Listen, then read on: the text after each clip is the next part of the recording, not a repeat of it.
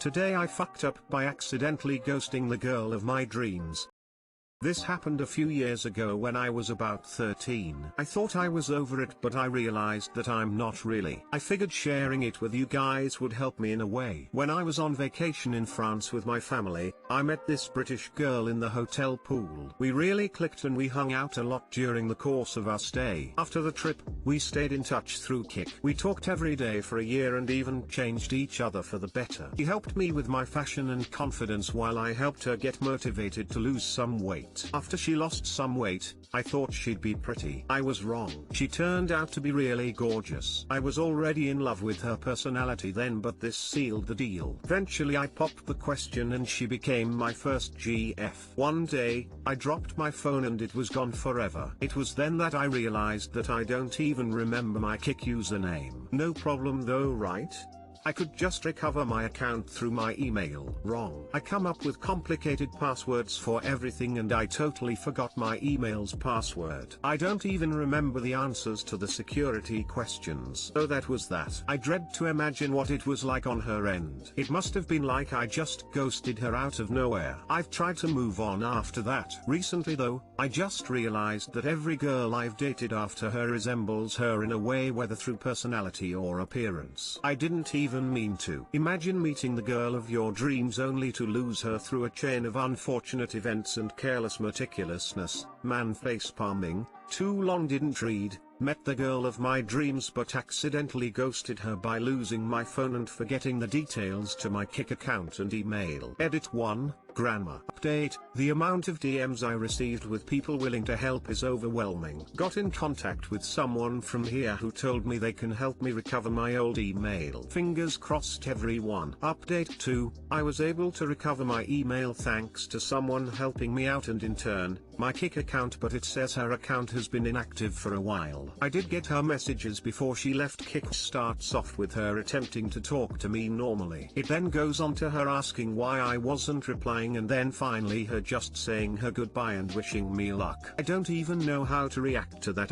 and I can't sleep. I could choose to go further as people have found me offering to look her up on databases using what personal info I know, but I feel like that's going a bit too far. I've decided that maybe it just wasn't meant to be. I'm glad to have known her and have her as my first GF, but I think it's time to put this childhood romance to an end. Thanks for all the support, guys.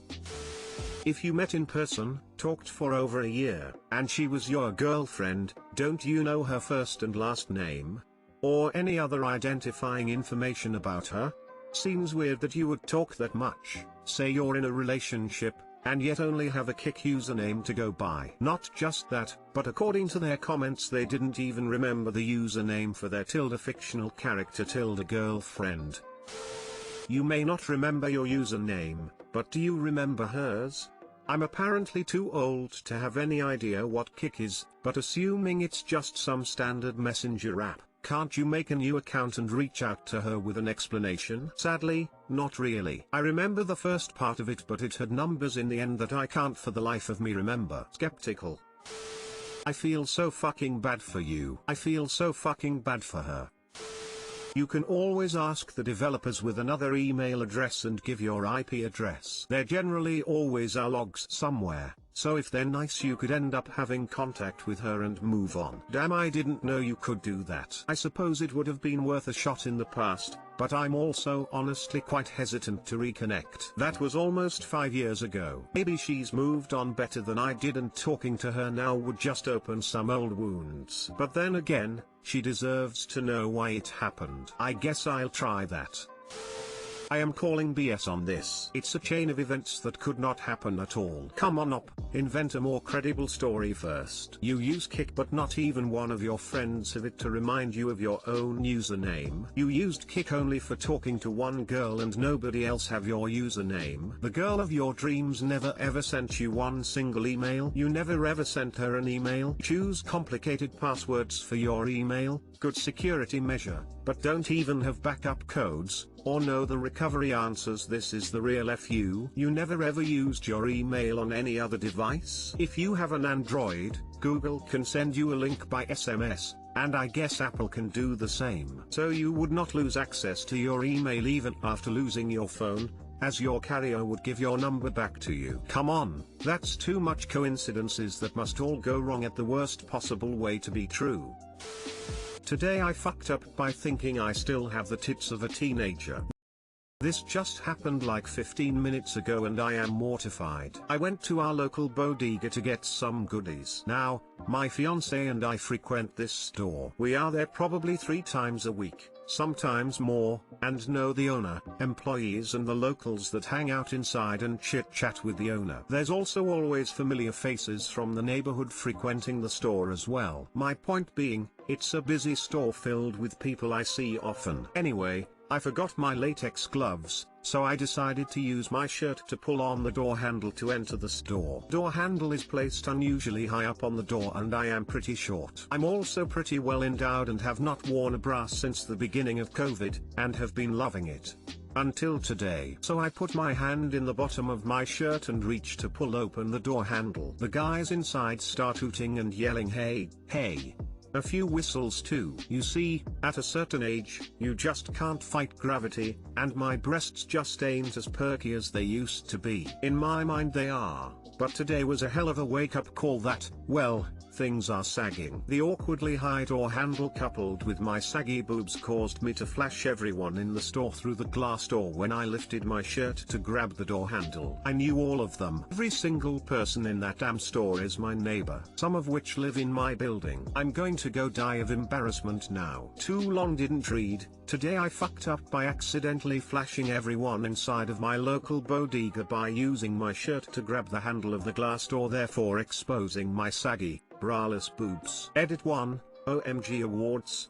Thank you for my first ever Reddit Awards.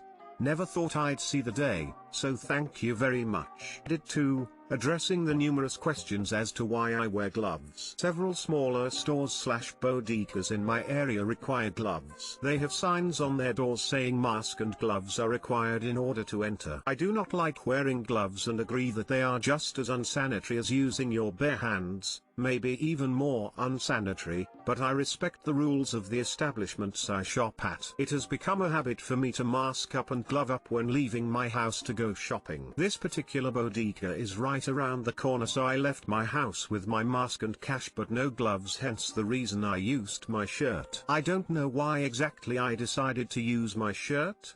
Was just a oh shit forgot my gloves, but still trying to be mindful of the rules dumbass decision that your brain makes in the heat of the moment. So I used my shirt and that nonsense decision came with its consequences. Edit 3, I don't know how a lot of you came to the conclusion that I don't wash my hands, but I absolutely do. Very often. Maybe too often?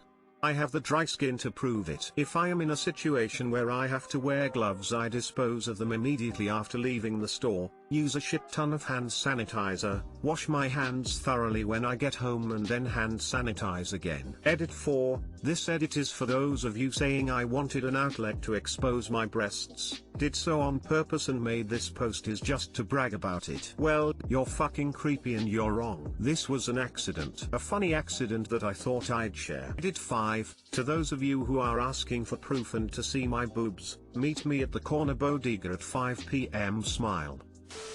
Tell them all you'll be expecting tips in your mailbox. Smile. Just laugh about it. They're just boobs. 75% of Americans have them. Well, since the initial fear of others seeing your breasts is something of the past, you can continue to not wear a bra for the rest of your life now. Worst case, they see your tits again lol. Hell, you can even go shopping topless now. At least you didn't send a money shot on Snapchat to all of your contacts. Been 2 weeks and my buddy's still doing damage control. Great way to keep your neighbors abreast of what's going on with you. Today I fucked up by not recognizing my husband in bed. Short and sweet, but always a story that makes me crack up. Full disclosure, This happened about a year and a half ago. My husband decided that he wanted to go ahead and chop all his hair off. He said being bald had many perks and he really wanted to give it a go. I'll say I think it was more complicated than he thought. Two of the things that were funny to watch was how, in preparation for soccer games, he had to wear a headband to avoid sweat from his head dripping into his eyes and how he had to put sunscreen on his head.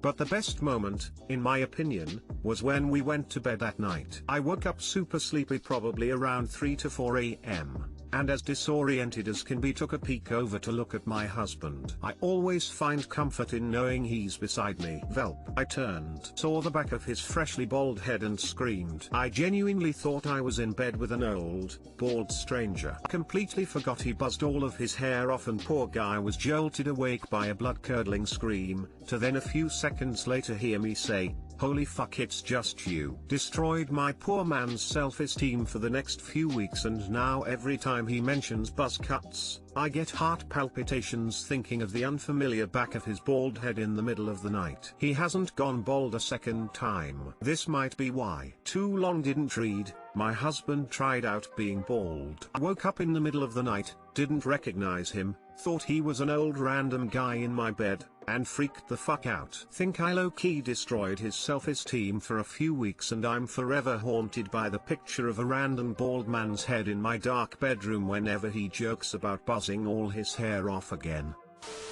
As a man who is follically challenged, I can appreciate this story. When I first started buzzing all my hair off, I had to struggle with my head sticking to the pillow like Velcro. Yeah, I had long hair in the 70s. One day I got it cut quite short. When I went home and opened the front door, our dog came running to greet me, then nearly tore his toenails off while going into a huge reverse. Because it was not me. I looked at him for a moment. He looked at me. I called his name and in a second he knew who I was. Ha ha ha, poor guy. I've discovered my husband doesn't recognize me in the morning if he's very sleepy. It just takes him a moment to remember. He starts kissing me, hugs me, and then, "Honey? Is that you?" Yeah, he's not allowed to sleep over anywhere. I did this to myself once. Buzzed my head as a teen, and when walking into the bathroom the next morning I had a horror movie scare moment when sleep drunk me saw a stranger walking past in the mirror from the corner of my eye.